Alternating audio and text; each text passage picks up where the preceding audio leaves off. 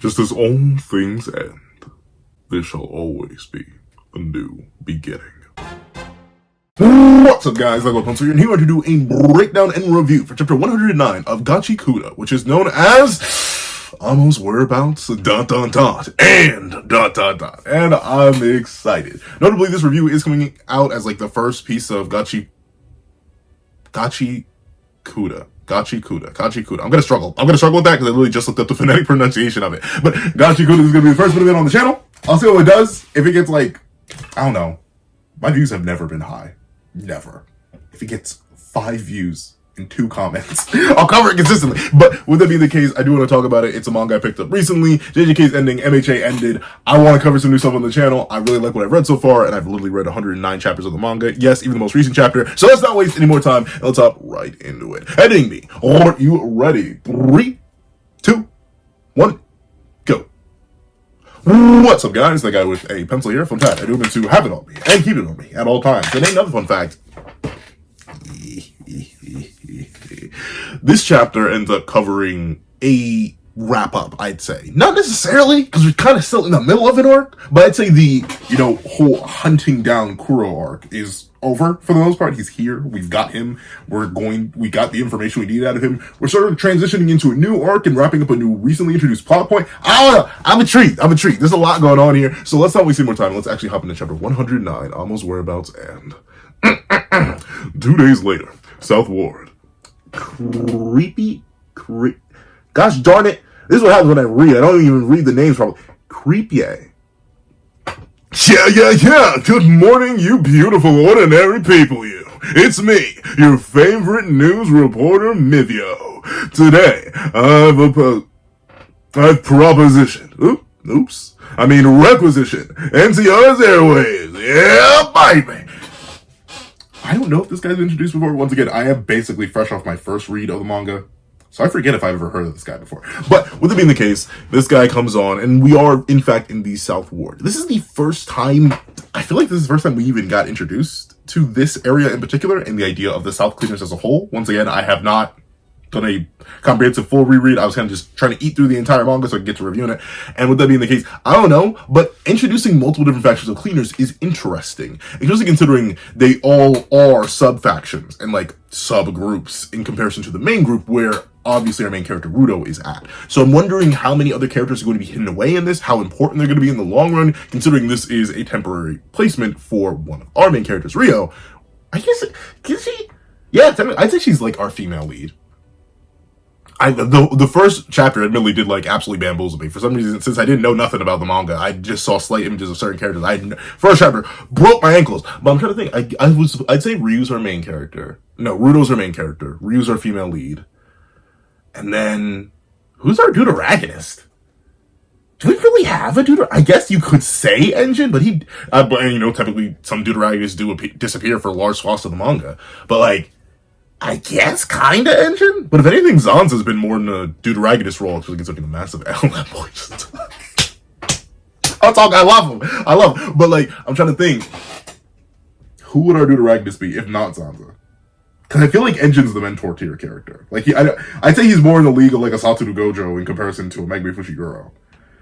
But then again, like, not really. I'd say, realistically speaking, you could just say, no, you can't really say Rio's a deuteragonist either. That's the thing. Gachiakuta. For some reason, my brain is saying Gachiakuta, but it's Gachiakuta, at least from what I looked up. Gachiakuta is interestingly structured. Very interestingly structured. I have a lot to talk about the manga more in depth. I'm going to start making individual videos on it because I do have a lot of thoughts. But, of course, we are catching up with Rio, who is hospitalized after, getting slammed by that trash beast. And we see that she mentions, I really hate this guy. But everybody watches him because he gets the news faster than anybody else.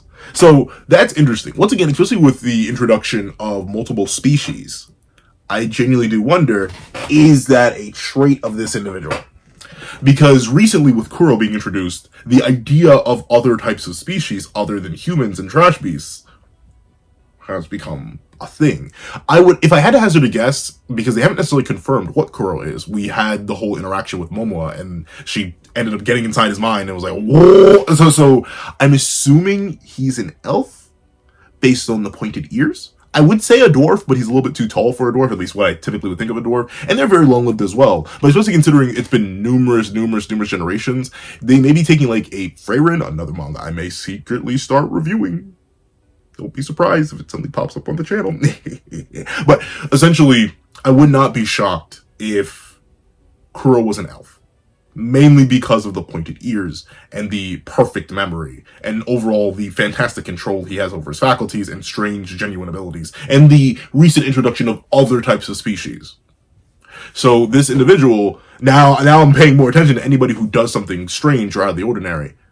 Everyone watches him because he gets the news faster than gets us the news faster than anybody else. Could he just be a giver with that specific ability? Who knows? Or he could be another species with special abilities. Who knows? But with it being the case, we see Rio mentions, what were your names again? And I can't blame her because, like, I don't know these characters' names, and I've read the chapter already. But we see she is still hospitalized. And one thing I will admit, I'll take the fact that characters are not, like, super duper powerful in this verse. Like, hypothetically, if I ever were to start doing versus battles with this one, I'd have to put it with like a demon slayer.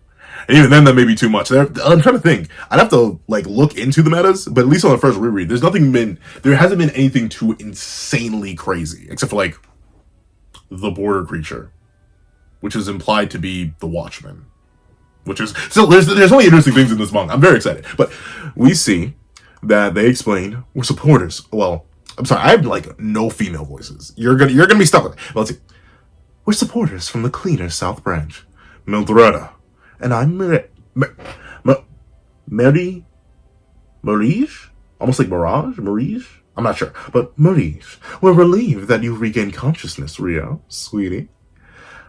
Oh, I've never been to the South Branch. Thanks for helping me. I mean, and that's interesting, right? We only, so far at least, once again, this is the most recent chapter, we're only meeting supporters from the South Branch. We haven't met any cleaners from there yet.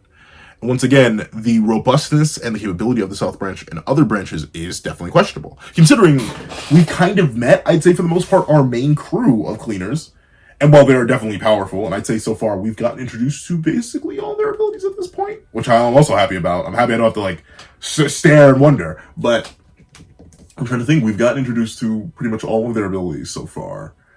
And once again, I'd say most of the powerhouses are located there. So I'm wondering if there's going to be like a secret top tier character hidden away in one of the other branches. I don't think they'd be introduced if they were all fodder, but still I'm intrigued because now we're making the world even bigger. We're making the ground much bigger than it was before by establishing all these different areas. I was sort of reminded, because I just recently watched it with my dad, Mad Max Furiosa. I ended up watching that, and the whole idea of the individual towns and the massive gaps and voids, that's what ultimately Gachiakuta reminded me of.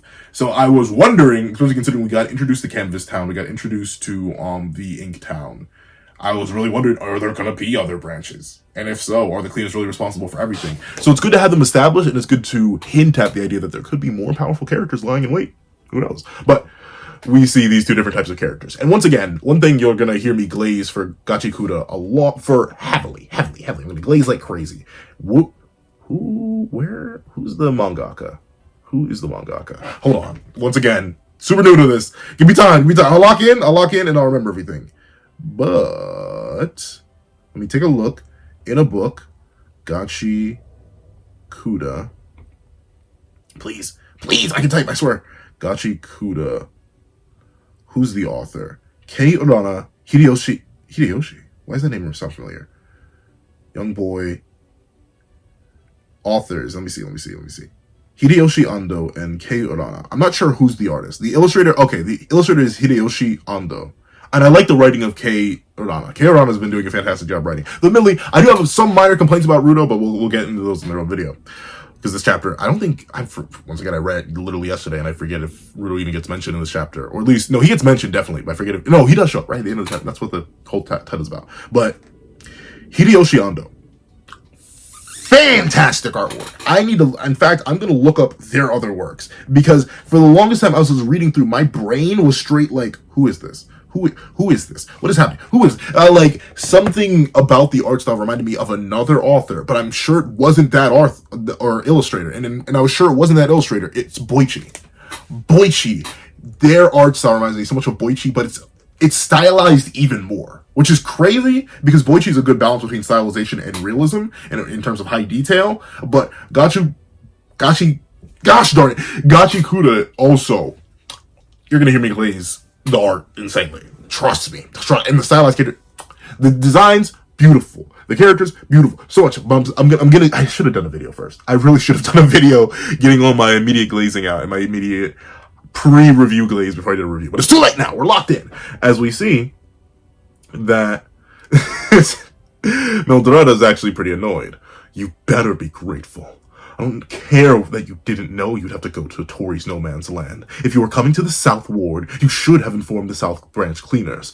Which is interesting. Once again, building more of the lore. Explaining that ultimately, they're not as well connected as they should be. We got confirmed in a recent chapter as well that ultimately the connections and the reports of the running systems, the government of the ground, aren't too interlinked themselves. Like the Underworld Guard and the Cleaners, they're two separate organizations that have loose ties, with the Underworld Guard being seemingly tiered higher, considering it is the Cleaners that report to the Underworld Guard.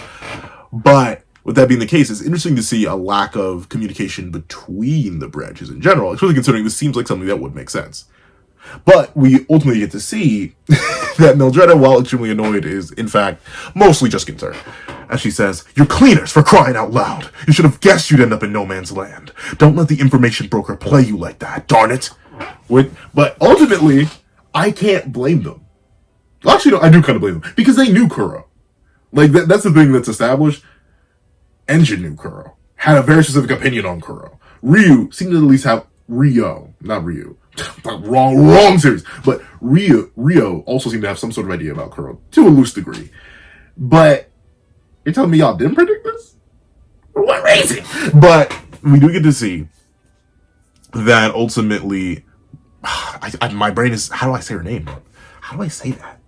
Mirage? It's not Mirage.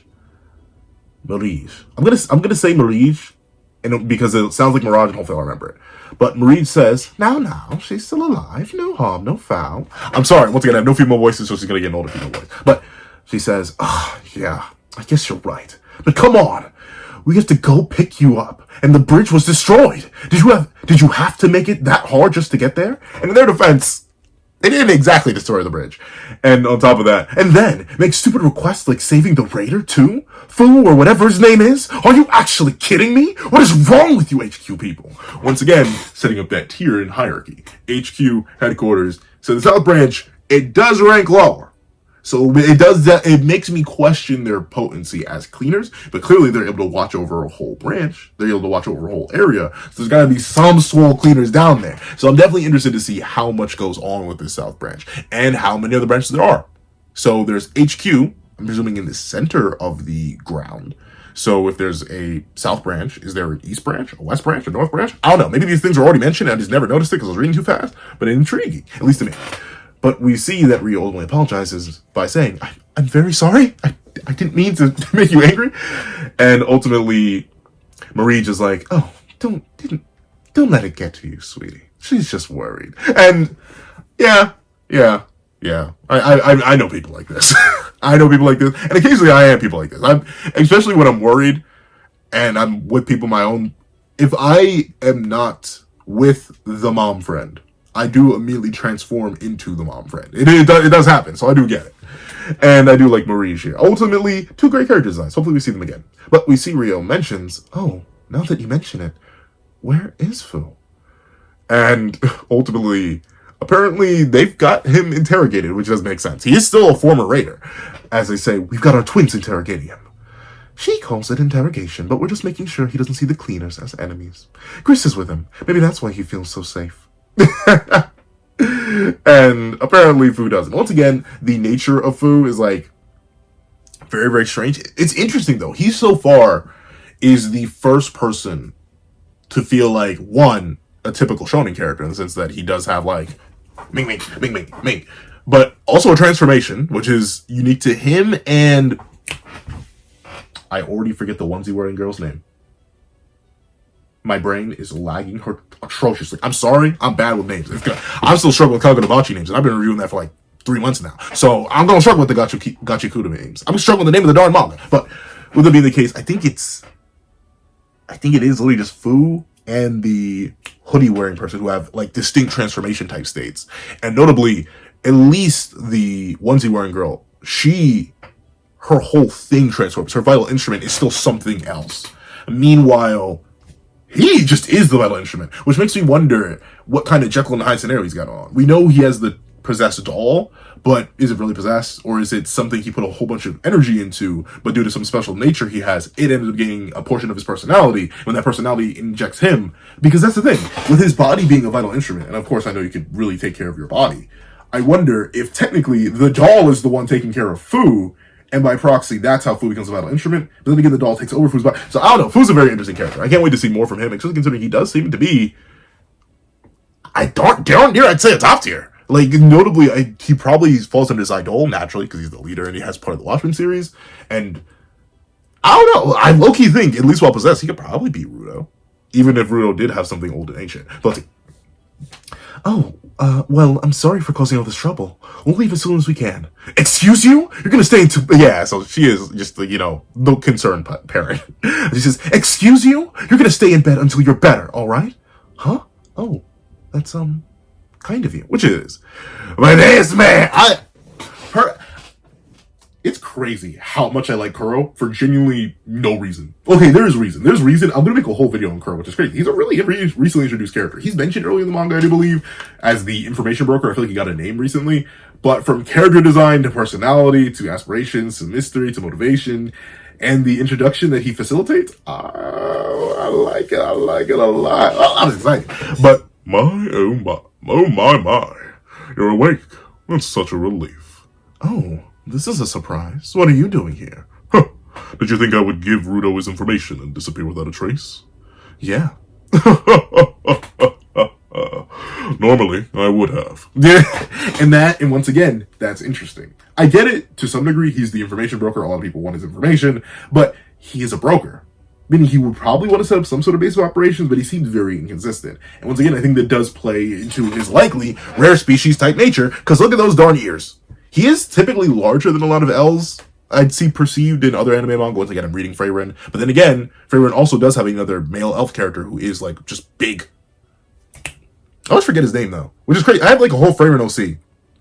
But I forget the elf's name. For some reason, even though I know Stark is Stark, I always call him Stark. What is his name? I literally looked it up recently. I don't want to look it up again. The male elf from Freyren. What is his name? Not Fern. See, for some reason, my brain is so bad with Freyren. Despite I've reread that manga twice, by the way. I really like Freyren. That's why I'm adding it to the roster. But Freyren elves. What is his name?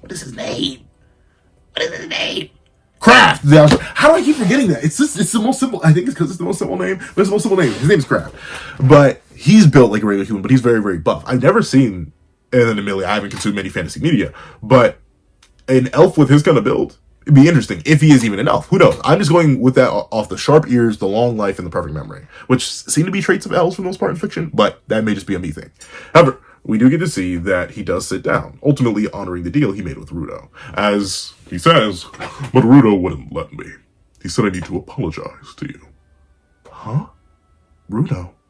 I understand he was the type to give in to his anger and punch whoever he was mad at. But this time, he told me, that he wouldn't punch me, as long as I apologized to you. Boys are so interesting. They're often open books, and you can see them grow before your very eyes. Now that I've told you all that, this may come across as rather shallow, but my methods were heavy-handed. I'm sorry. And once again, Kuro and his motivations are intriguing. Part of me does understand why he played it the way he did, not just on like a meta-narrative sense, and we do need to have some sort of arc finding the information breaker. Obviously, it couldn't just be, hi, I'm Kuro, pay me $50, I'll give you the information. I do like the idea that Kuro is a trickster, a deceiver, someone who needed to work a certain way in a certain way. Because most likely, if he had asked them directly, it would have worked. Even if it was the price. Say the price was, here, help me take out this very notorious, very dangerous trash beast, and open this box for me.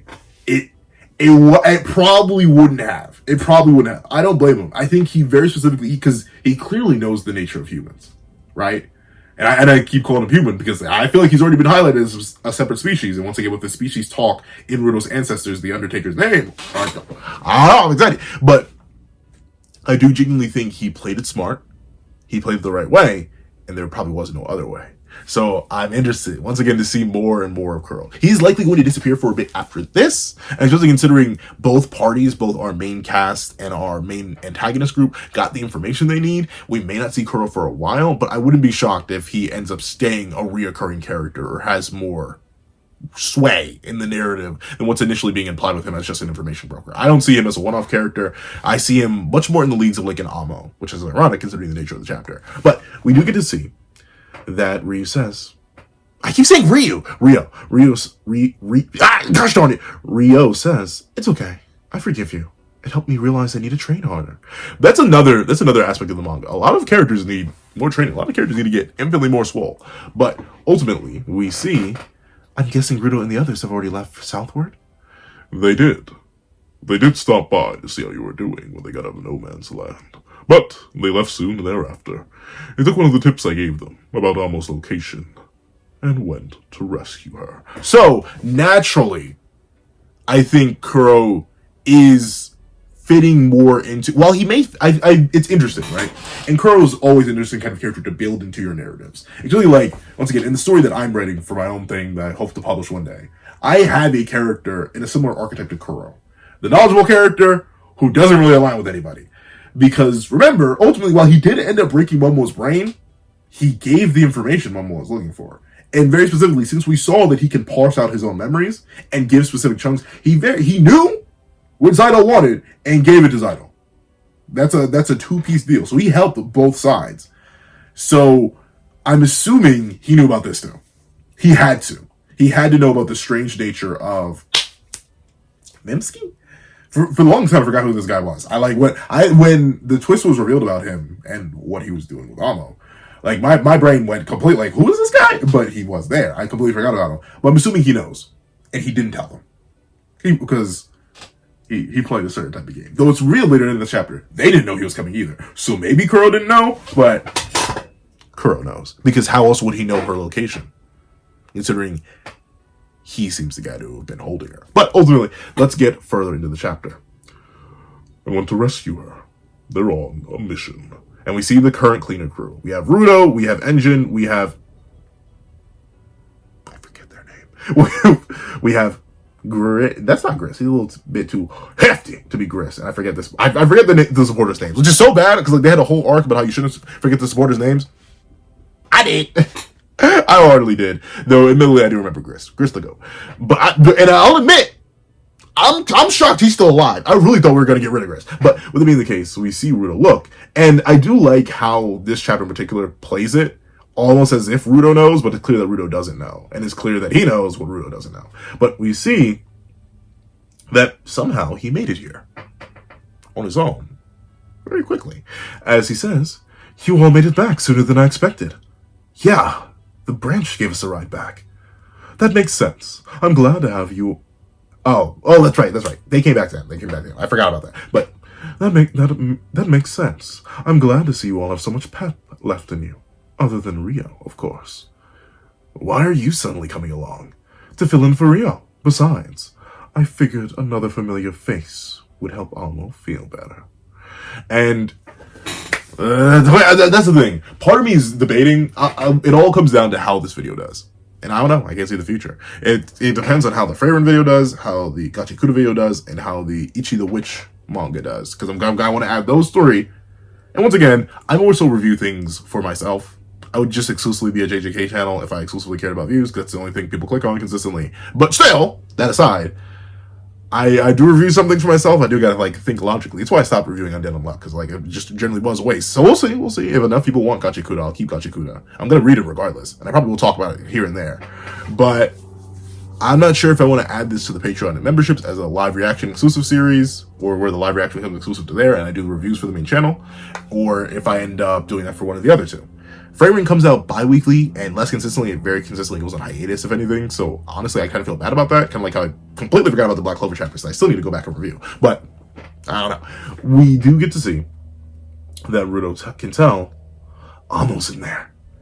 Well, actually, let me give him a higher voice. He's actually very, very young. I think like 13. Let's see. This cellar, it's practically next door to the town where we went shopping the other day. Amo totally lost it when I took those watchman shoes from... Oh, this is Engine. This cellar, it's practically next door to the town we went shopping the other day.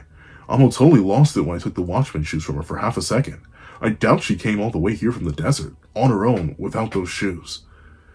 Engine, Kuro called it the place where Amo is being kept. Really? Well, that confirms it then. After we parted ways with Amo, somebody kidnapped her. And the thing is, they know it's Jabber. They know Jabber very well. Well, no. See, that's the thing. I should have... That's bad. It's because I read, I'm thinking of information I think maybe was gleaned this chapter.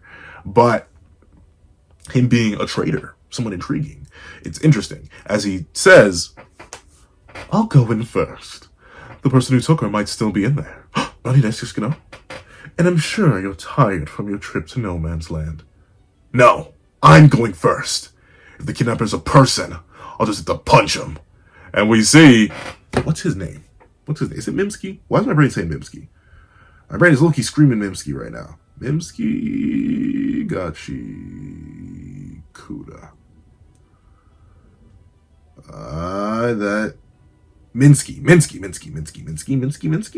No, that's not his name. What is his name? Gosh darn it, fella! What's your name? Well, even the volume covers are fire. I never saw the volume covers. Oh, okay. Hold on. Let me see. Where? They'll say his name in a bit. But ultimately, he decides to go in first. And as we know, he's the person who's been doing things. But we see that they travel down these stairs to this cellar, deep into the depths, into a dungeon, which notably does seem to have multiple pathways and multiple cages. So that's interesting. Once again, what else was this place used for before this? If it was being used before and then was repurposed, or how long has this thing been here as a cage, as a prison? Because now that we know the lore of the ground goes way, way deeper, we see that Rudo sees Amo sealed away. And he naturally says, Amo? And she immediately recognizes him, going, I always knew you'd come for me, Rudo. And naturally they bust it. Notably, I don't know how they open it. I guess they just throw it up. But we see that they can tell, she has Tomei, one of the supporters. I'm bad, but she hasn't been giving anything but water in days. Aisha already set off to help treat Rio. From here, the cleaners are closer. Who did this to her? And we see Amo being hugged. And now, admittedly, the end of this, once again, it plays me so well. Because we see, she sees him, and her eyes widen. As she shakes, she seems to freak out. But then she goes, you came to rescue me too. And she says, he responds, no. I only came here to give you these. You need them, don't you? And he returns the watchman shoes. Thank you. And then he smiles mad deep. So obviously something's up. That's it. That's the end of the chapter. So obviously something's up. Now the question is, and the answer is, I do not know. But the questions are multi. Number one. Question number uno. How did he get these? Because we know Jabber was the one last seen with them. Because he was the one who went and robbed Amo. That was the whole thing Food dropped. They dropped lower and said, hey, it was Jabber who came in and drop kicked him, took the shoes and dipped. But Jabber's a raider. So is he a raider as well? Who knows? Obviously, it makes sense. The main villain group having a mole in our main protagonist group. That makes absolutely perfect sense, naturally. But at the same time, we've seen Broski come here, mocking Amo with a whole thing of cake and devouring it. But now she seems grateful and doesn't seem to recognize that that is him. So, is this not him? is this another person? Because remember, this is the guy with the spool ability, where he stabs him to the ground, he restrained everybody, and he helped save them from Amo. But the question is, was that actually the limit of his ability? What changed? Why can she not recognize it as the same guy who's been imprisoning her and watching over her, making sure she's still there for who knows how long? I don't know. The depths of his ability are strange and concerning, considering we just don't know. And considering the further and further we get into the series, vital instruments and their abilities seem to keep evolving and getting more and more specific and more specialized. From Momoa and her memory reading ability, to the Watchmen series and its really divine powers and its diversity, to the sub effects of even Amo's ability, which was introduced about halfway through. There's so many things that are up in the air, and I'm excited to see what's going to happen. But of course, that's what I think. Please tell me what you guys think in the comment section down below. And by you guys, I mean like the one person who asked me to review, which I found so funny because like I was in the middle of reading it. Somebody commented, I think it was on a JJK video. Someone commented, "I'd love if you reviewed Gachiakuta. I love if you reviewed Gachiakuta." I'm like, how funny. That was on the mind. But if you're always seeing this video, all one of you, please do me a favor and leave mysterious fate in the comment section down below. I did thank you so much for watching. Please remember to leave a like, share, comment, and subscribe. And make sure you hit that little notification bell so you not miss out on any videos that come to the channel. Also, I do have a Patreon down below where you can support me for as low as $1 a month. Things like exclusive videos, early content, and more. You also now become a member of the channel for as low as $3 a month to get the same perks and more. So those perks will include the live reactions to every other series I happen to review, and maybe Gachiakuta if it ends up coming that way. Ad-free variations of all my videos, and if you can make $25 Patreon, only $25 member, you can order whatever video you want. Also, I do have a link to my Ko-Fi in the description down below. You can drop 5 beans for a short video, 25 beans for a long video, or any beans at all. Any support is always greatly appreciated. Now, I'd like to thank you so much for watching once again, and I hope you guys have a wonderful day. This is That Guy with the Pencil, writing off.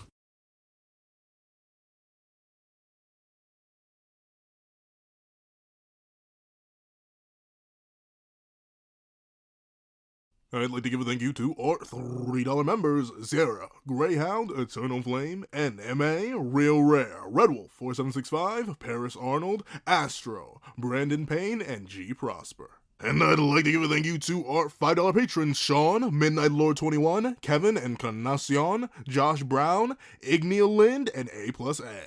And I'd like to give a big ol' thank you to our $7 members: Autumn Mornings Lazo, Fine, Zombie Hunter, and Austin Wimberly. Then I'd like to give a thank you to our $10 members: Robbie Uchiha, Jay Warrior, and AZ Void. Then I'd like to give a big ol' thank you to our $10 patrons: Overlord Zero, Joaquin Munoz, and Idem Okami. And I'd like to give the craziest, juiciest, most next-level, quadruple, sloppy, toppy, next-level superhuman in beyond this world kidney having thank you to our $100 patron, or That Guy with a Pencil tier patron, Calvin Elder.